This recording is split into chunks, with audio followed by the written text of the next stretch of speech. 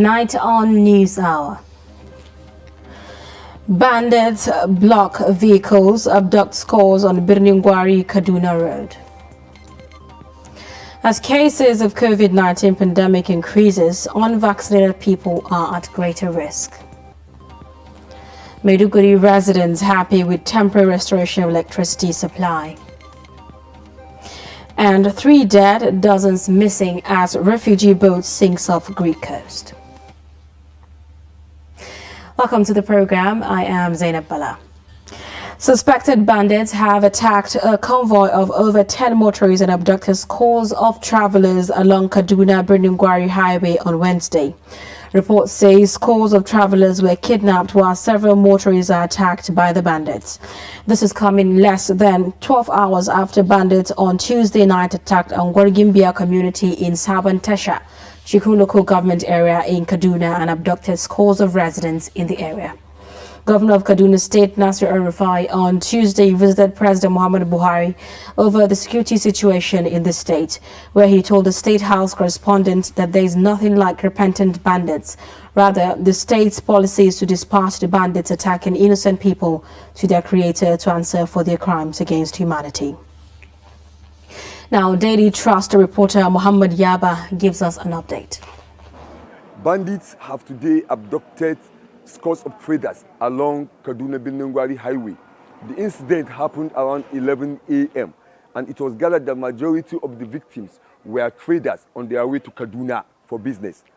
The bandits were said to have attacked the convoy of the traders despite being escorted by a police escort. There are no reports of casualties as at the time of filing this report, but some of the traders were said to have been taken to an unknown destination. A community leader who confirmed this to Daily Trust said that some of his neighbors were affected. As at now, there is no official statement from the state government and the state police command. But when contacted, the state public relations officer of the command, ASP Jalige Mohammed, promised to call back after getting more details. Birningwari Kaduna Highway has remained one of the most dangerous highway in the states. Meanwhile, some aggrieved residents of communities along Funtua Shemi Road in Katsina State blocked the Funtua Guso Road over bandits' attack. The commuters say they were trapped by the protest while the police and military personnel were deployed to the area after a long queue. The aggrieved protesters raised concern over bandits' rising spate of attacks. Recently, the bandits attacked some communities around the area where they killed about 7 persons while 5 women were abducted. Still ahead, members of the People's Democratic Party caucus in the House of Representatives on Wednesday urged President Muhammadu Buhari to wake up and save Nigeria from the grips of rampaging terrorists, bandits and kidnappers holding the country to ransom. Otherwise, he should resign. The caucus, in a statement issued by its leader, Rep. Kingsley Chinda, PDP Rivers State, noted that the bloodletting unleashed by the hostage takers, which has gone unabated, alleging that the president shows lack of capacity to bring the killers to book, is traumatic. The PDP caucus said it is concerned that Nigeria under President Buhari has been seized by hostage takers, bandits and terrorists who extract ransom demands on the poor and impoverished citizens and turn homesteads, hamlets, villages, towns and cities into killing fields. Chinda said the president is missing in action, and rather than leading from the front as a general, he's leading from behind. Police parade a total of 26 suspects arrested for various offenses, including a 29-year-old fake medical doctor and others accused of orchestrating a string of abductions and armed robbery operations in Kaduna State. Speaking during the parade of suspects at the headquarters of the Police Intelligence Response Team in Abuja, the force public relations officer Frank Mba says arms, ammunition and various gadgets were recovered from the suspects. He also added that the suspects will be charged to court for their various offenses to serve as a deterrent to other criminal elements who intend to commit crimes. Including 1 AK-49 rifle and 3 AK-47 rifles, 7 AK-47 magazines, and a total of 157 rounds of live ammunition. Also recovered from these suspects are assorted gadgets, mostly smartphones, from both the Samsung and the iPhone family. I abducted this a son of 9 years old from a school, telling him that I will teach him how to use a computer. After then, I now take him from the school. And these are the money I demanded for. Was pretending to be a doctor and a lot. I go to like a shop and pretend I want to get something and just make a alert to them and go.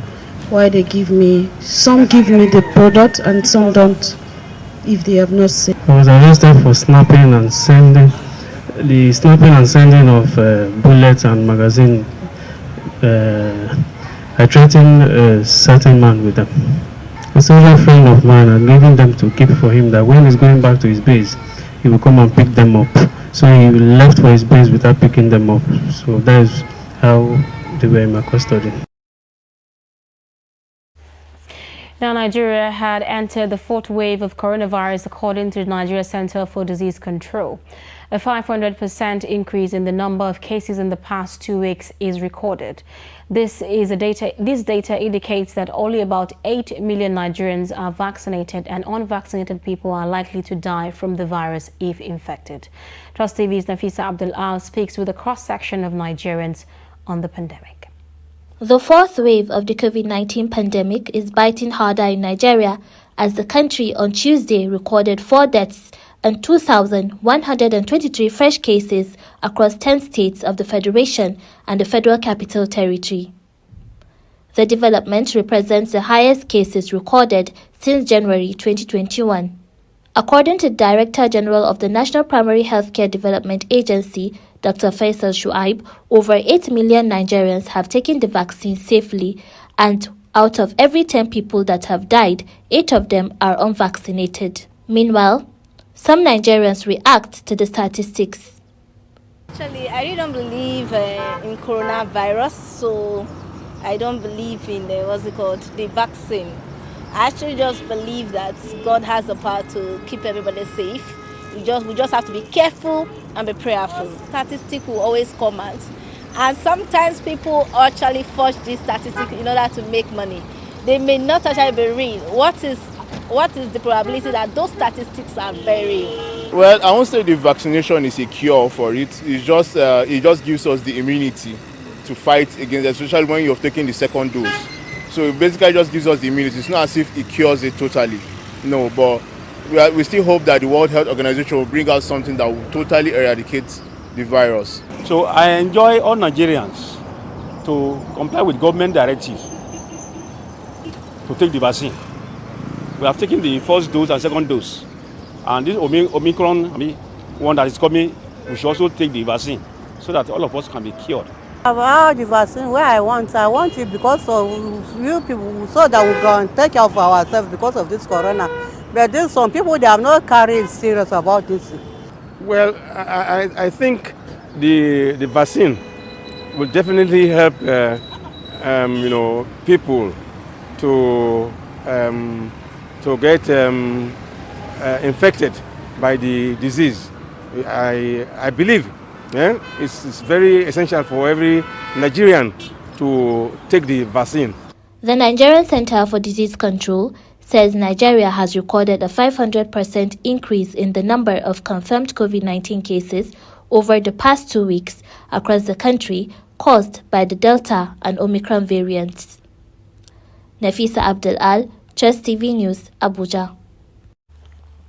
All right, now to discuss further, we have Professor Abdusalam Nasidi, who is a Pioneer Director General of Nigeria Center for Disease Control and a Professor of Virology, and he joins us to discuss this via Skype. Hello, Professor.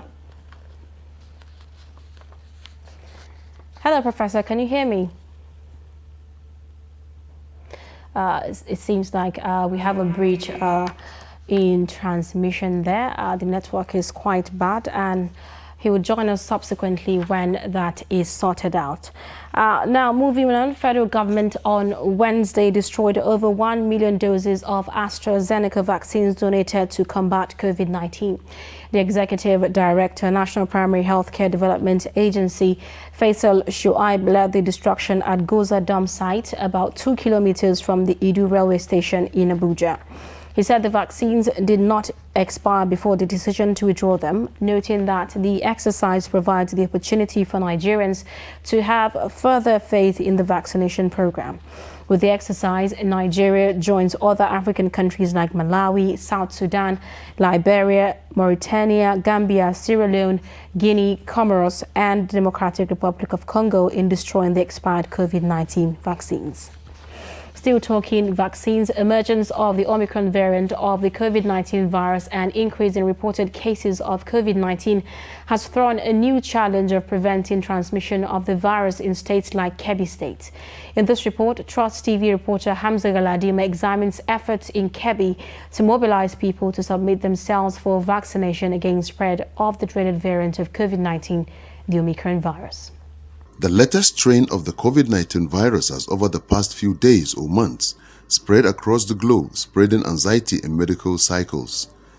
The Omicron virus, coming on the heels of its Delta counterpart, was discovered in South Africa and has since spread to other parts of the world, including Nigeria, which recently announced its presence a few days ago. Dr. Tuko Moses Tari, a specialist in infectious diseases, explained how the Omicron virus came to be and how infectious it can be compared to the earlier two variants of the COVID-19 virus. So we now have the virus changing from one form of the disease, maintaining the same identity, but having some unique genetic property that is slightly different from the others.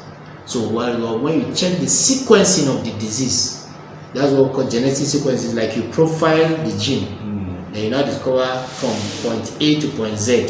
Then maybe at point Q, there is some change in the genetic component. And that Q is the part that helps it to overcome maybe temperature, maybe, let's say, an antibiotic we are giving it, or maybe an antiviral agent. So it has changed. We had initially the Delta variant, which was popularly known. Omicron is not the only one.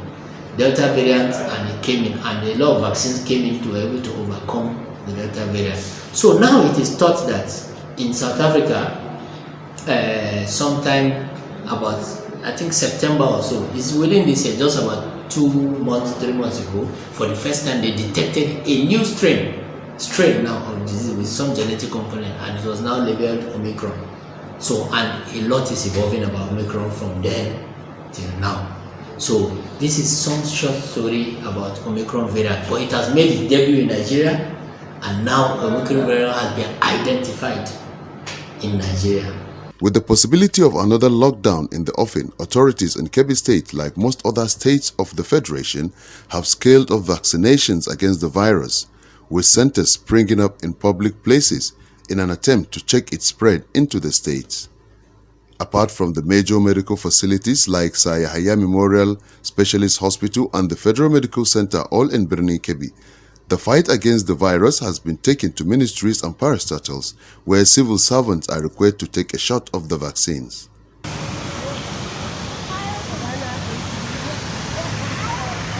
However, on the other hand, other safety measures in public places are visibly not in place, as over 70% of people going into public places such as markets, schools and recreational centers do so without wearing a face mask. And basins for washing hands have virtually disappeared from such places. Most important advice I will give is one, prevent it. So how do you prevent it? Know about it. And that's one thing. So there's a lot of myths there, and I'm happy we're having this interview. There's a lot of myths outside there. I've said you one classical one I've said is droplet. It's you breathe it.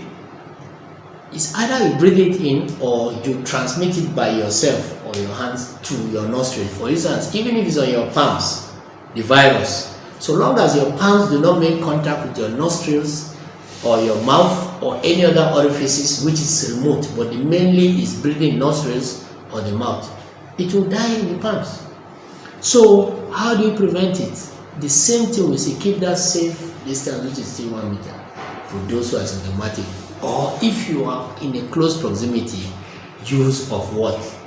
Face or medical mask. That's why it happens, because what it traps it in and it doesn't go. So this is what the world should know. These have not changed. Things are evolving, but these have remained what? The same.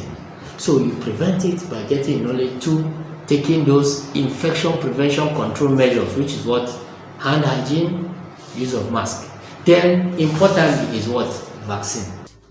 Kebbi State was one of the frontline states that played a major role in fighting the spread of COVID-19 when it first made its debut in 2019 with one of the lowest infections among the populations.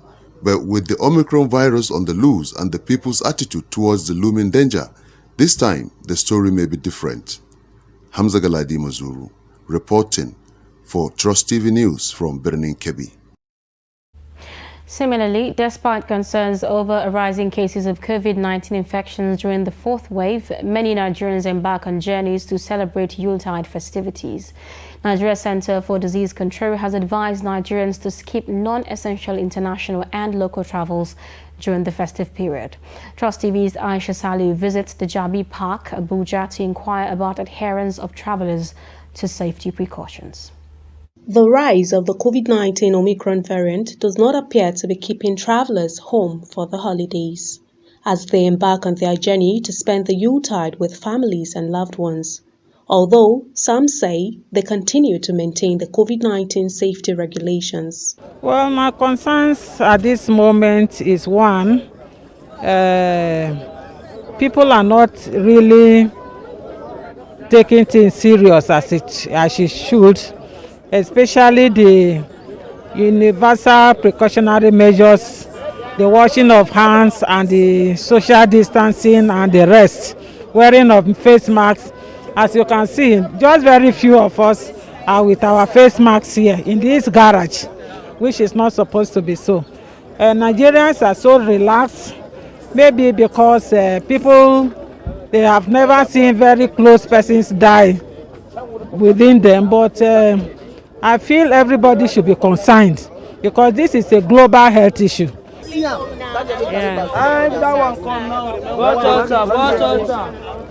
Well, of course, I'm a bit skeptical when I come into crowded places like this. As you can see, I'm wearing my nose mask, but I'm always careful, trying to avoid people. You know, somehow we can't do without it. We just have to mix up with people, like, and I've not really been home for a while, so I need to travel. So I'm just trying to observe the precautions and all of that. Even though I know the car may be a bit clustered, but still I have my mask, and yeah, that's just my own way of and guiding towards getting too close to people when you're having face-to-face contacts and all of that. Sincerely, like it's more like you see, I'm properly kitted, like covered my skin and everywhere, and it's because if not I would have worn hand gloves as well, but that aside though, but it's more like I hope I don't breathe in something. I hope somebody doesn't sneeze close to me. And if the person sneezes, I hope it doesn't touch me. All that, like all those. But it's at the same time, it's more like I'm pretty sure it's not going to come close to me. Yes, I'm actually traveling to go see my family for some days because I'm kind of overwhelmed here with work. Well, I feel like COVID-19 is still real. Because I can remember a couple of times around last 2 weeks, I have some symptoms. You know, I developed some symptoms, cough and chest pain.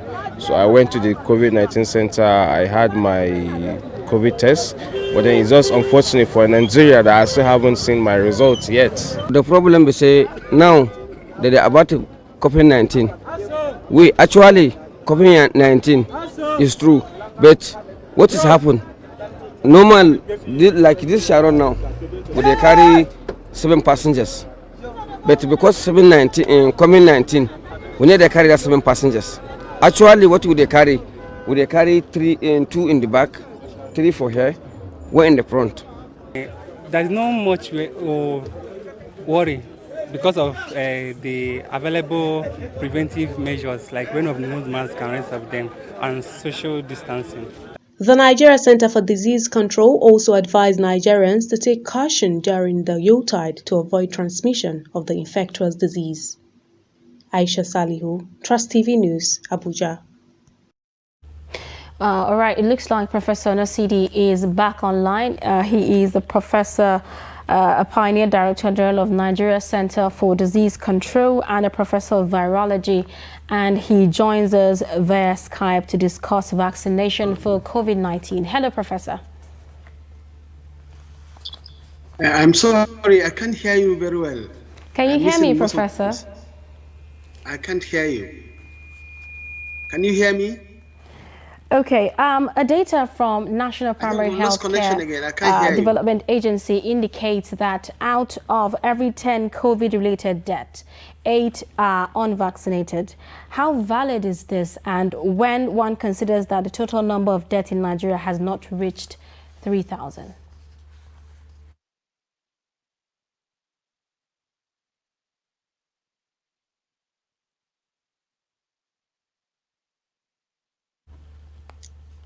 I can't hear you again. I can't hear. I'm sorry. Can you hear me? Oh yeah, I hear you now. Can you hear me now? You can hear me now, right? Yes. Thank you for joining us on News Hour. Well, thank you for having me. Okay, now a data from Nigeria's Primary Healthcare Development Agency indicates that out of every 10 COVID-related deaths, 8 are unvaccinated. How true or how valid is this?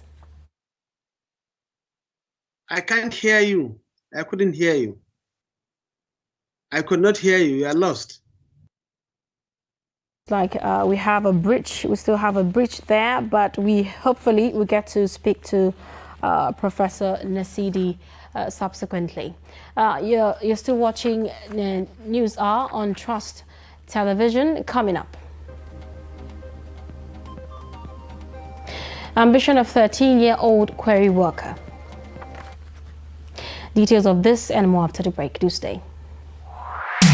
The board and management of Media Trust Limited invites the general public to its annual Daily Trust Dialogue, themed 2023, The Politics, Economy and Insecurity. Date, 20th January 2022. Location, NAF Conference Center and Suites, Abuja. Time, 10 a.m. prompt. Chairman of the occasion, former Head of State, General Abdulsalami Abubakar, GCFR. Guest Speaker, Governor of Kaduna State, Malan Nasir Ahmed El-Rufai. Guest Speaker, Governor of Ebonyi State, Engineer David Umahi. Guest Speaker, former Chairman, Federal Inland Revenue Service, Mrs. Ifueko Omoigui Okauru.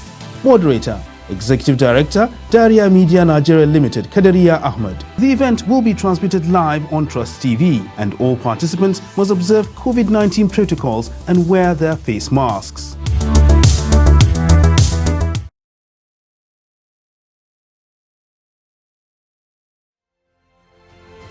Get latest updates on current topical issues and breaking news by downloading the Trust TV mobile app on your Android devices. Go online, click Google Play Store, search Trust TV, install the app, and get doses of unfiltered information on happenings all over the world in your pocket.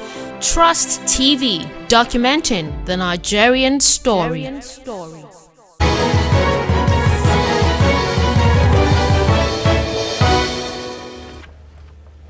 You're watching News Hour on Trust Television. Our top stories. Suspected bandits have attacked a convoy of over 10 motorists and abducted scores of travelers along Kaduna-Birnin-Gwari Highway on Wednesday. Nigeria had entered the 4th wave of coronavirus, according to the Nigeria Center for Disease Control. A 500% increase in the number of cases in the past 2 weeks is recorded. Still ahead, the Nigerian government has launched an e-learning platform to enable access to educational materials for both teachers and students in primary, secondary and tertiary institutions. Speaking during the launch in Abuja, the Minister of Education, Adamu Adamu, says the launch would help address the challenge of adequate classroom teachers and other problems the sector experiences. He added that other platforms like radio and television will also be adopted as innovative measures to reduce the number of out-of-school children in the country. Education space. And as I mentioned earlier, it also includes a chat system. The implementation of these e-learning initiatives, therefore, is a very welcome development, and we urge all users to take advantage of it. We are working towards making access free so that it will be easy for others to be able to access them. So the body will be taken at the federal level. All right, it looks like we still have Professor Nasidi back online. Hello, Professor. So could you comment, on the whole issue around vaccination for COVID-19? Yeah, good evening. Thank you for having me. I think the key is to talk about the, comments saying that 8 out of 10 deaths so far recorded in Nigeria from COVID-19 are actually among unvaccinated.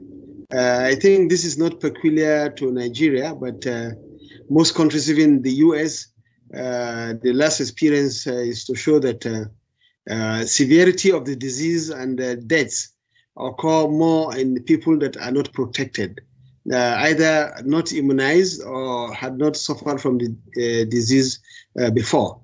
Yes, it is true that the figures coming out from Nigeria are a little bit not very convincing because we are not testing enough. So we are having very low figures. But now I think efforts have been made to wrap up, our testing capabilities, and I'm sure, more and more results will be coming. Then thirdly, on deaths and, the COVID, the latest Omicron, that is also seen spreading everywhere, including Nigeria in the last 2 weeks. We must have all heard that there was a virtually 500% increase in cases. Though it's very mild, but it's infecting people that are unimmunized more. Like in South Africa, 72% of those that have now come down with infection caused by Omicron are actually among those who are not vaccinated. Okay, now, in some instances, people who have not actually taken the vaccines are still not immune from the infections. Yes, as it's occurring, the virus is, really mutating so fast. And, even in stable viruses like measles, like yellow fever, where you have very effective vaccines, efficacious vaccines against the diseases they cause, you don't have 100%, protection level. So all the vaccines existing so far against COVID have protection level between 50% to 93%. I think we all know this. Only Pfizer, BioNTech, and Moderna that are giving protection above 90%, and the Russian vaccine. But AstraZeneca and the Chinese vaccine are giving protection level between 50 to about 63, 69%. So it's not surprising that some cases are occurring in already vaccinated people. But what is worrying us now is that the new variants, especially this Omicron, is causing what they call breakthrough. So it's causing disease in even immunized people. So that is very frightening. But we are lucky that despite the fact that it's still breaking through, causing disease in immunized people, people are already fully vaccinated, the severity of the disease and its ability to cause death among such vaccinated people is very low. So vaccination remains still very important. We don't want to have severe form. We don't want to die from COVID. Please get vaccinated.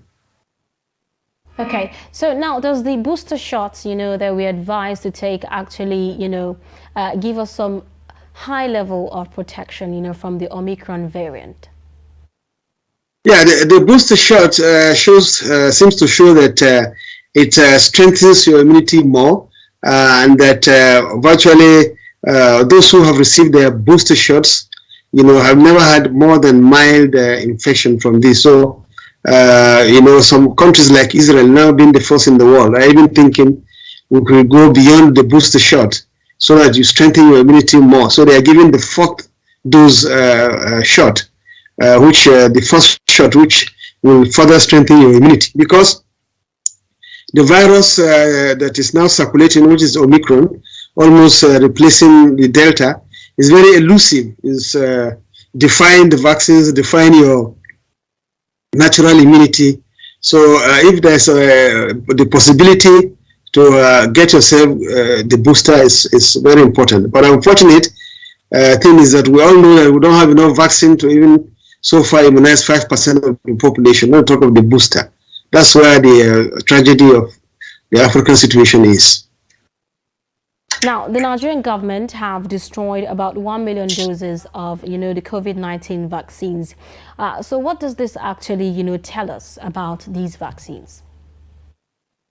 Yeah, this is not due to the fault of the Nigerian government or NPCD or NAFDAC, but for the fact that we relied on donor vaccines. So they supplied vaccines that were very close to their shelf lives, and so we couldn't use those vaccines before they expired due to hesitancy and slow immunization process. So all it means is that we are doing well. We refuse to immunize our people with expired vaccine. So any vaccine that expires, even if you don't have enough vaccine, should be destroyed, so that we don't give wrong impression that we are using expired or low quality vaccines. So it's a good development. Even though it's unfortunate we are destroying vaccines, we should go and get more. Thank you. All right, thank you so much for joining in on News Hour. Tonight, we've been speaking with Professor Abdulsalam Nasidi. He is a pioneer director general of Nigeria Center for Disease Control and a professor of virology, and he just joined us via Skype. Now, moving on, Maiduguri residents have expressed happiness over the recent flash of electricity in the capital. It's been 11 months the city has been without power, which has almost crippled business activities in Borno State. The report. Maiduguri city has been in total blackout for a year. All efforts to fix the power installations that link the state to the national grid continue to suffer disruption from the dreaded Boko Haram group. The state government early this month had promised Maiduguri residents electricity restoration in 30 days' time, and until recently, there was a brief flash of electricity in some parts of the capital.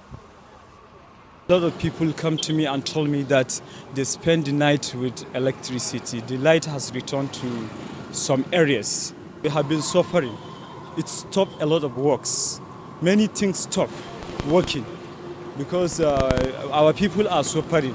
Especially we students, it helps us to read at night sometime. Yes. I heard that when I went to camp, they repaired the light and less than a month they destroyed it again. But we are happy now. The light is back. So we are hoping to get it in our area too. It's not easy. It's not easy to charge phone, to watch movie and other things. So it's not easy, but we have been coping though. But it's not easy. I don't see any light, so there is no light in Maiduguri. Over, let me say, it's getting to a year now. We have not seen any light in Maiduguri. In fact, we are suffering in Maiduguri. We even tried to relocate because of this dark night. We are suffering dark night. Let me say. Another state, there is light in their state, but here there is no light. We are not happy. In fact, more especially, I myself is not happy. The long power outage had huge impact on business activities and forced business owners to rely on generators. Musa Buba, who runs a water sachet factory, says it has to reduce daily production because of an increase in diesel price, and the blackout is affecting supply as expected by customers. So that's our real major problem, the diesel, and they have increased the price. You know, I think last month or last 2 months, we used to buy 270, 280, highest 290. But now we used to buy diesel 350 per liter. 350, and daily we used to consume 116 liters a day, making total of 40,600 naira daily, and we can't get that profits here. I heard they say that even if they bring the light, it will not reach like 5 to 6 hours a day. So maybe it will reduce something little bit, but at least if I can get 12 hours, I will get something. Residents hope that the return of electricity will remain stable and not sabotaged by external threats. Quarry work is a hard labor which entails surface excavation for extracting stones used as building materials and other purposes. To put food on the table, a cross-section of youth in Gombe State extract stones for money. Among the quarry workers, Trust TV's Ibrahim Ismail meets a 13-year-old that aspires to be a medical doctor. The report.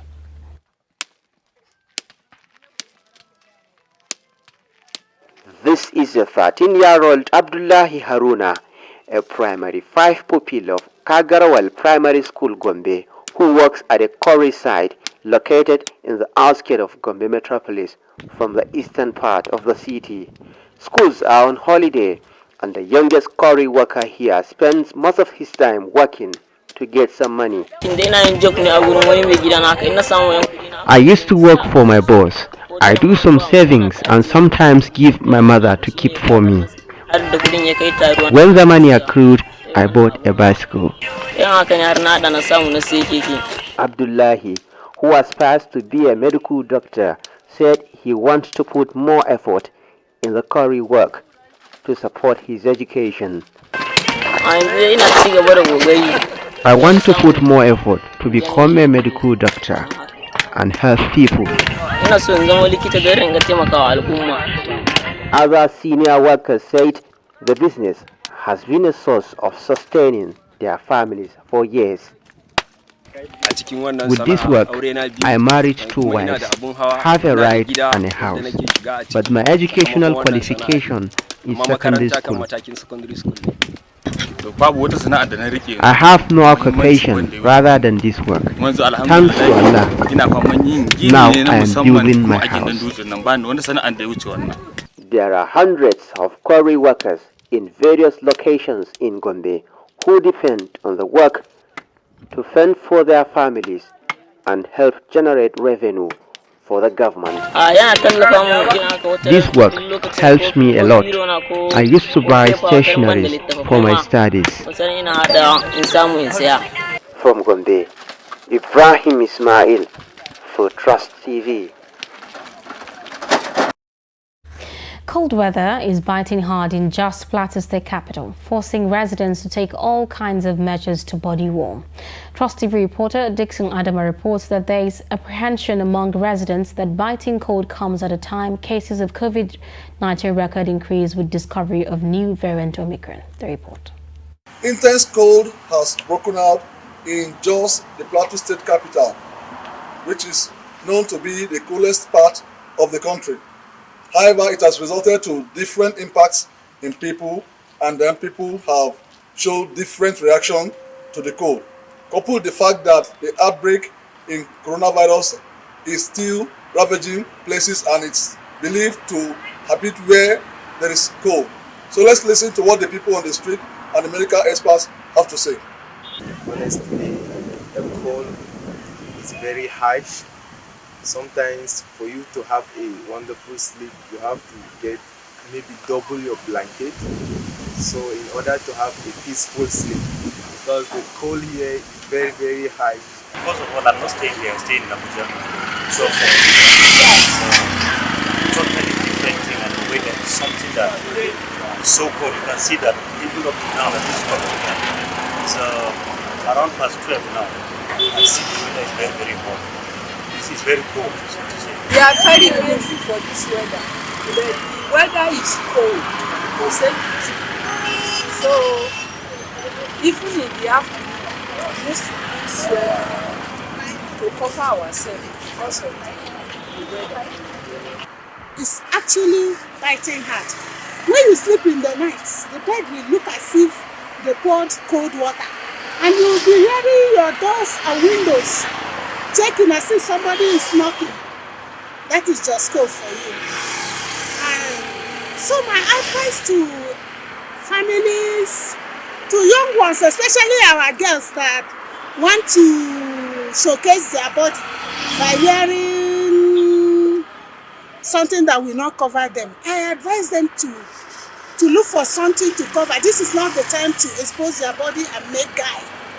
As you all know, we have more of like, should I say, a temperate region kind of cold here, where you see us record temperatures below 16 degrees Celsius sometimes, and 20, 22, almost sometimes below 16 degrees Celsius here. And as such, we know cases of seasonal flu and coronaviruses, like especially the recent types now. So we expect that with the changing weather, there should be rise in cases of coronavirus. You have listened to what the people have got to say on the street, as well as the medical expert. All the recommendations are on both sides. Preventive measures for cold originally, and then COVID-19 protocol. But it is expected that by January, the cold will still be more intense.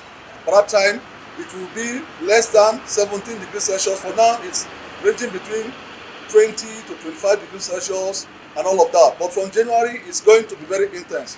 So people are advised to take their covering seriously and all the recommendations made by the people and the experts. Dixon Salami Adama, Trust TV News, Jos.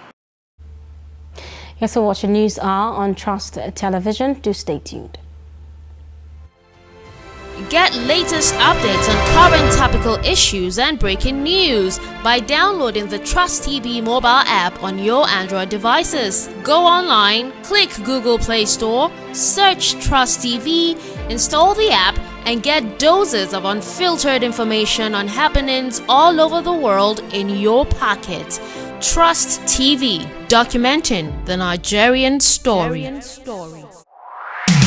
The board and management of Media Trust Limited invites the general public to its annual Daily Trust Dialogue, themed 2023, The Politics, Economy and Insecurity. Date, 20th January 2022. Location, NAF Conference Center and Suites, Abuja. Time, 10 a.m. prompt. Chairman of the occasion, former Head of State General Abdulsalami Abubakar, GCFR. Guest Speaker, Governor of Kaduna State Malam Nasir Ahmed El-Rufai. Guest Speaker, Governor of Ebonyi State Engineer David Umahi. Guest Speaker, former Chairman Federal Inland Revenue Service Mrs. Ifueko Omoigui Okauru. Moderator, Executive Director, Daria Media Nigeria Limited, Kadaria Ahmed. The event will be transmitted live on Trust TV, and all participants must observe COVID-19 protocols and wear their face masks.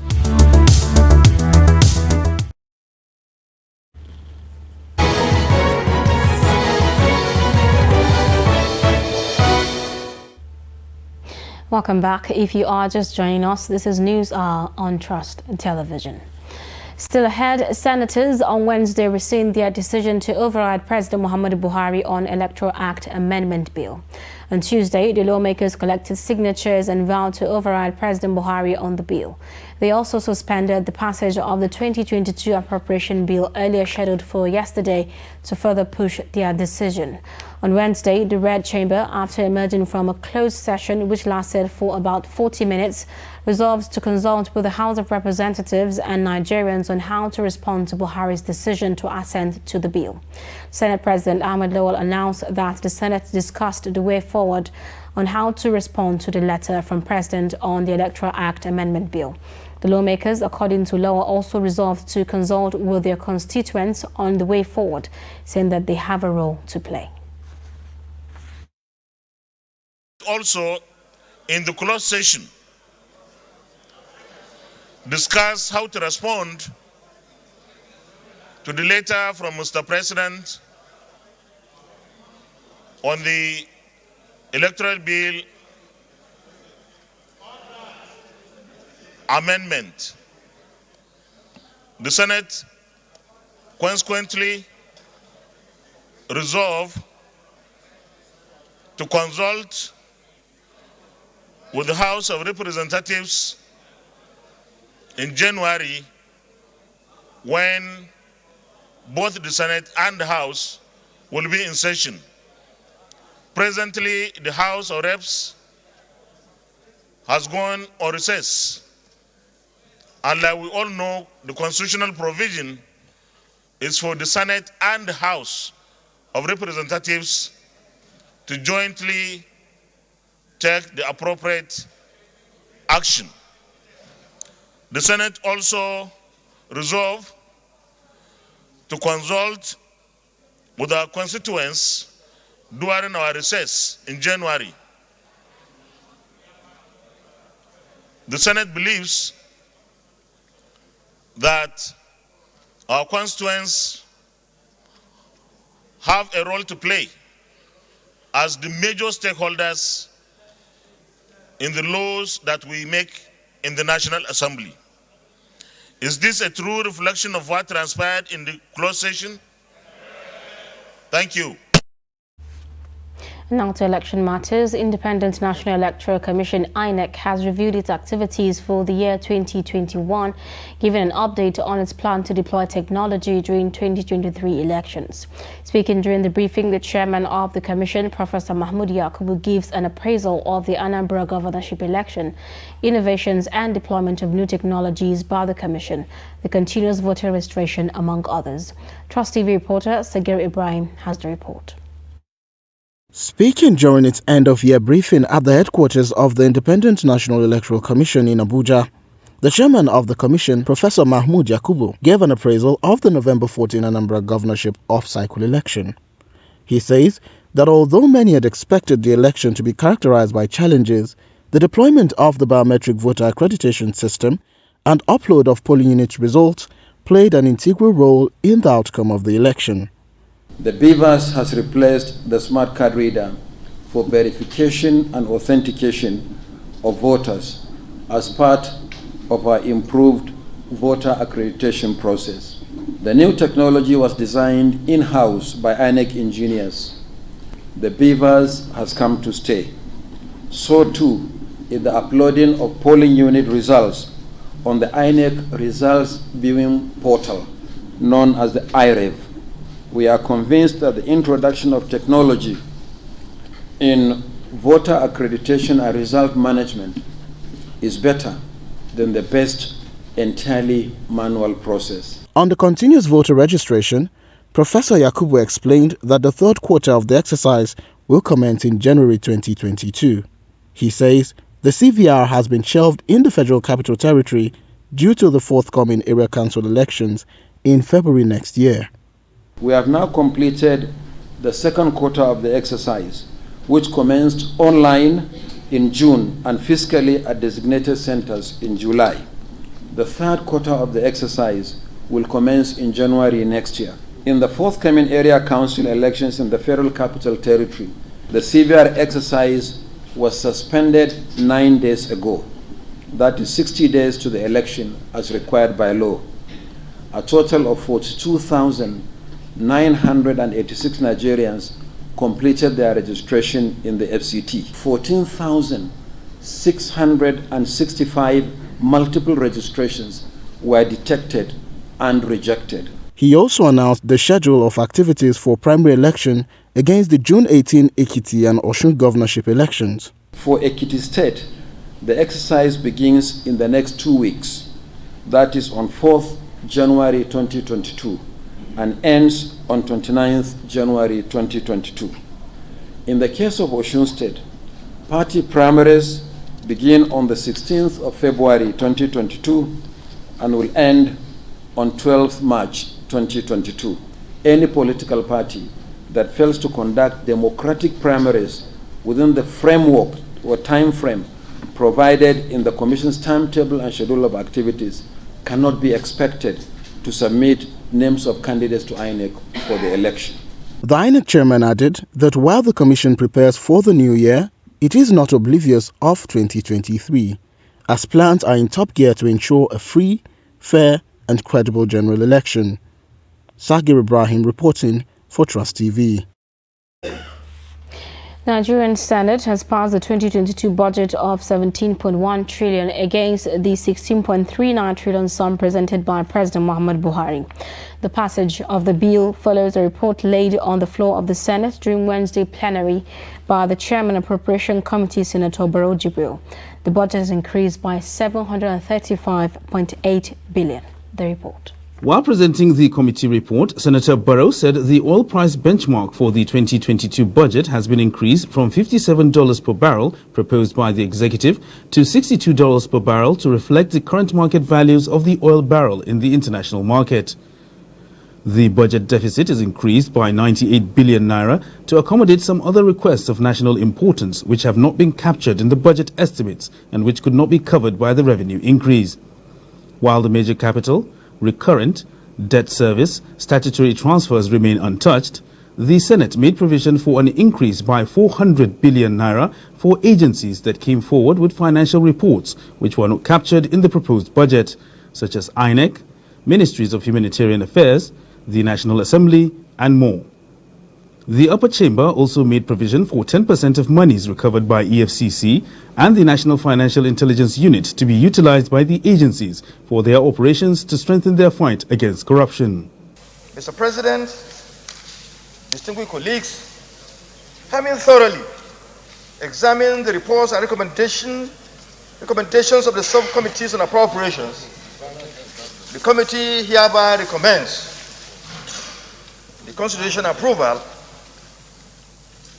of the bill for an act to authorize the issue from the Consolidated Fund of the Federation of the sum of 17 trillion 126 billion 873 million 917,692 naira only, of which 869 billion 667 million 187,542 naira only is for statutory transfers.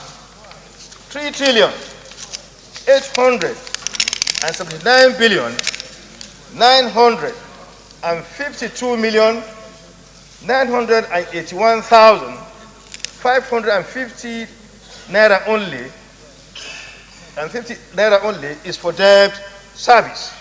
President of the Senate, Senator Ahmed Lawan, lauded the lawmakers who worked so hard to ensure that the 2022 budget was passed in time to keep with the new tradition of operating an annual national budget from January to December.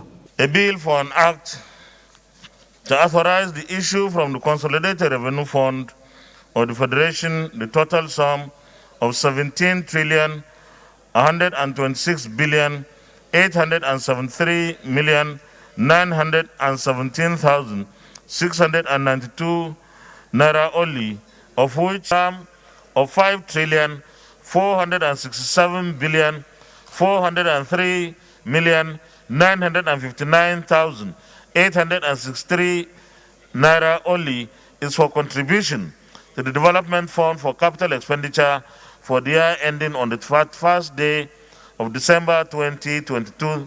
Third reading taken, and the bill is hereby passed. Meanwhile, the Senate has also approved President Muhammadu Buhari's request for the environment of 276 billion 757 million 232,395 naira to fund expenditures in the 2021 budget.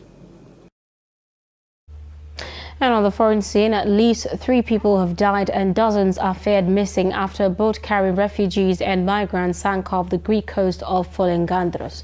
The bodies are recovered during an ongoing search and rescue operation launched early on Wednesday after the boat sank some 180 kilometers south of Athens. Greek Coast Guard says 12 people, including children, all believed to be from Iraq, had been rescued and transported to the nearby island of Santorini.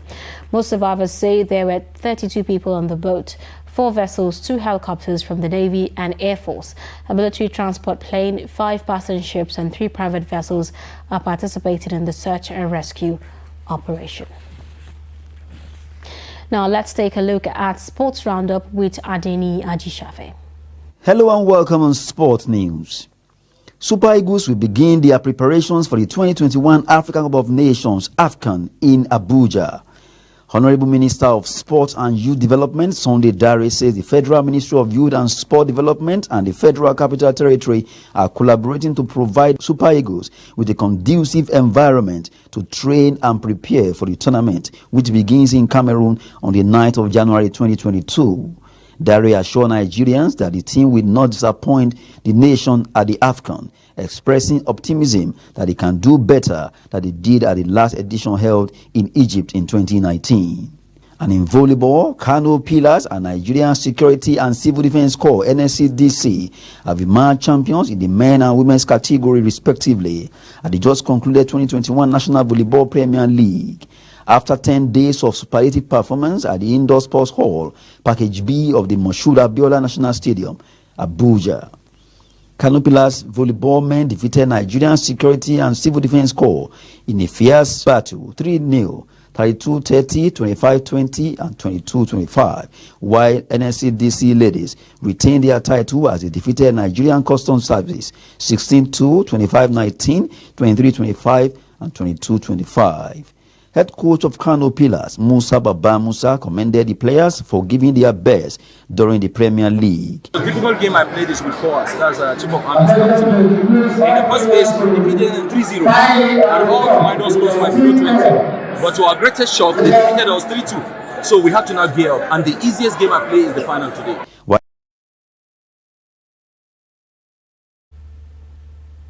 Well, with sports, we wrap up News Hour. I am Zainab Bala. It's been a pleasure having me.